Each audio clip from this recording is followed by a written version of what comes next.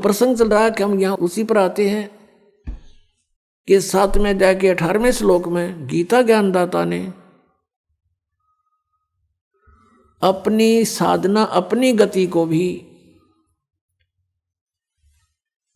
अनुत्तम कहा है, अश्रेष्ठ कहा है, क्योंकि जन्म मृत्यु मिटे नहीं, पूर्ण मोक्ष हो नहीं सकता, सनातन परम धाम प्राप्त नहीं हो सकता, और सनातन परम धाम प्राप्त हुए बिना शांति नहीं हो सकती।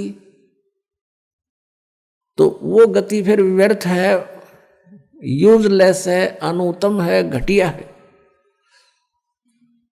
इसका उदाहरण देते हैं। क्या बताते हैं?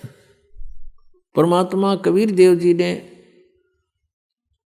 अपना तत्व ज्ञान अर्थात सच्चिदानंद घन ब्रह्म की वाणी स्वयं आकर के बोली है, और वही ज्ञान आदरणीय गरीबदास साहिब जी में फीड करके उनके मुख कमल से बाहर निकलवाया है। उसमें क्या बताया है? 72 सोणी अक्षय करी, चुन कर शीश्वर एक, ये दे धारे जोरा फिरे, ये सभी काल के भेख। 72 अक्षौणी अक्षय करी, क्षय माने नाश कर दिया 72 अक्षौणी का। किसने? चुन कर ऋषिश्वर एक, चुनक नामक एक ऋषिवर ने, ऋषिश्वर देख कितनी गहरी शब्द लाया हमारे लेकिन इनके साथ। एक तो ऋषि सिंपल, एक ऋषिश्वर, ऋषियों में भी श्रेष्ठों से भी श्रेष्ठ। उस ऋषि के ये लक्षण हैं क्या? कि 72 अक्षौणी मानदाता चक्रवर्ती राजा की 72 अक्षौणी का नाश कर दिया, खा गया। अक्षय करी 72 अक्षौणी अक्षय करी, चुनकरी शीश्वर एक, ये दे धारे जोरा फिरे, ये सभी काल के बेख।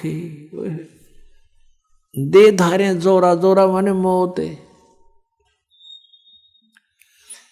जिनको तुम ऋषि महर्षि मानते थे, परमात्मा कहते हैं,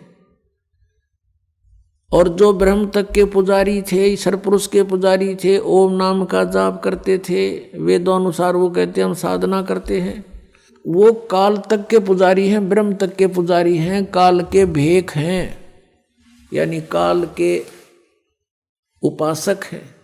भेख होता है उपासक समूह, उसमें से ये एक है। कहते हैं या दे धारे जोरा फिरे, तुम ऋषि समझो, ये तो एटम बम फिरे हैं शरीरदारी, ये मौत फिरे चलती फिरती, जरा सा कोई कह दे उसमें फूक दे, ऐसी सिद्धियों से युक्त है ये, और तुम ऋषि में ऋषि मानते उनको।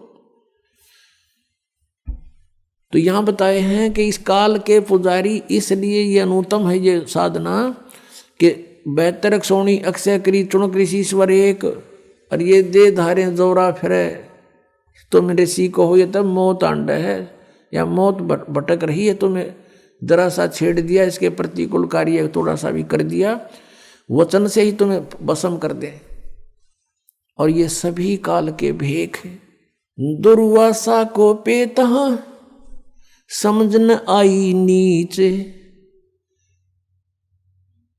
56 करोड़ यादव कटे, मची रुधिर की कीचे।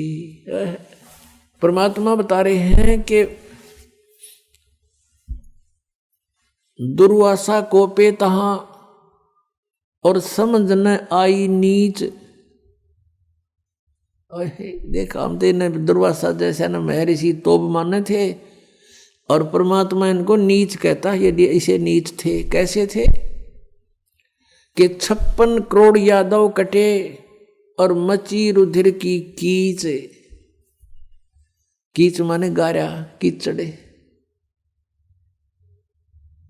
ओए होए, ये दे धारे जोरा फिरे, सभी काल के भेख है।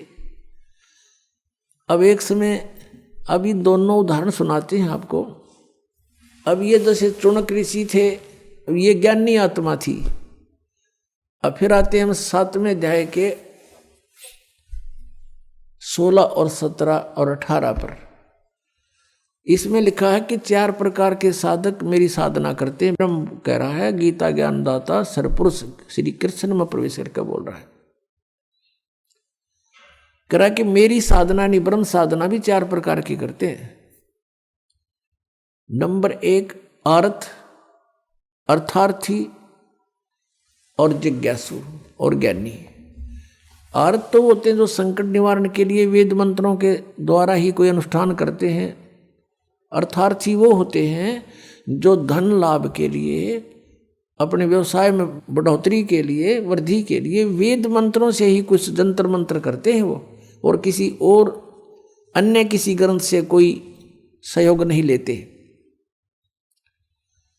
और तीसरे जिज्ञासु, जैसे ये जो न परमात्मा की चाहने वाली आत्माएं घर से बाहर निकली भद्र पुरुष और संतों को मिले, ऋषि महर्षियों से मिले, उनसे ज्ञान प्राप्त करके और स्वयं ही वक्ता बन गए, परमात्मा पाने की चेष्टा नहीं करी। उन जिज्ञासुओं ने ज्ञान ग्रहण करने की इच्छा में जीवन व्यर्थ कर दिया और वक्ता बनकर सुनाने लग गए। ये भी तीनों व्यर्थ बताए हैं। और चौथा ज्ञानी, ये चौथी प्रकार का जो ज्ञानी है, इसके विषय में कहा कि ये मुझे पसंद है और इसको मैं पसंद हूं, इसको मैं अच्छा लगता हूं और ये मुझे अच्छा लगता है। कौन कहता है? गीता ज्ञानदाता। अब गीता ज्ञानदाता इसको अच्छा क्यों बताते हैं? क्योंकि 7वें अध्याय के 12 से लेकर 15 में तीनों गुणों रजगुण ब्रह्मा सतगुण विष्णु तमगुण शिव जी की साधना करने वालों को गीता ज्ञानदाता कहता है कि ये राक्षस स्वभाव को धारण किए हुए मनुष्यों में नीच दूषित कर्म करने वाले मूर्ख मेरी भक्ति नहीं करते।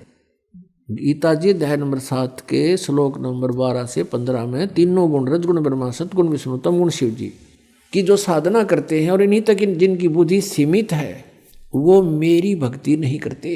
ये मूर्ख अपनी भक्ति के विषय में बता रहा है, ये 4 प्रकार के करते हैं।